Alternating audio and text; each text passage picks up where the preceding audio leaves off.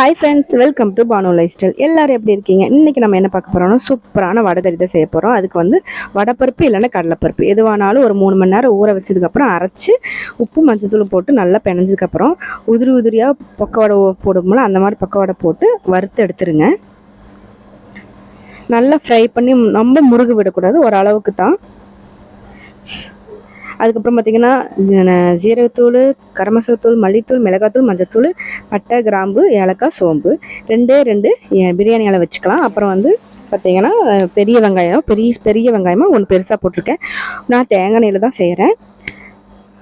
நல்லா வணங்கினதுக்கப்புறமா இதெல்லாம் போட்டு எல்லா மசாலாத்தையும் போட்டுங்க. பச்சை மிளகாவும் கருவேப்பிலை போட்டு வெங்காயத்தையும் போட்டுடலாம்.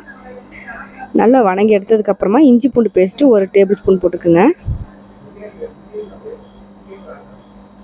அதுக்கப்புறமா நான் வந்து இது பிச்சு போட்டு வச்சிடலாம். கேப்பில் ஒரே ஒரு தக்காளியை அதையும் நல்லா வணங்கட்டும். நம்ம எடுத்து வச்சுருந்த மசாலா எல்லாத்தையுமே அதில் போட்டுடலாம். எல்லாம் ஒரு அரை டீஸ்பூன் போட்டால் போதும். கரம் மசாலா தூள் மட்டும் 1/4 டீஸ்பூன் போடுங்க. கொஞ்சம் 1 கப் தண்ணி ஊற்றிக்கலாம். தண்ணி நல்லா கொதித்து வரும்போது நம்ம வந்து பிச்சு போட்டிருந்தா அந்த வடையை போட்டுடலாம். நல்லா இதில் வந்து ஒரு 5 நிமிஷம் ஊறி எடுக்கணும். அப்புறம் மல்லித்தலை போட்டு சூப்பராக சர்வ் பண்ணிடலாம். எங்கள் வீட்டுக்காருக்கு வடைக்கறி ரொம்ப பிடிக்கும். நான் ஃபஸ்ட் டைம் செஞ்சு கொடுத்ததே அவருக்கு அவ்வளோ பிடிச்சிருக்கு. இவர் சென்னையில் தான் அதிகமாக சாப்பிட்ருக்காரு. தேங்க்யூ.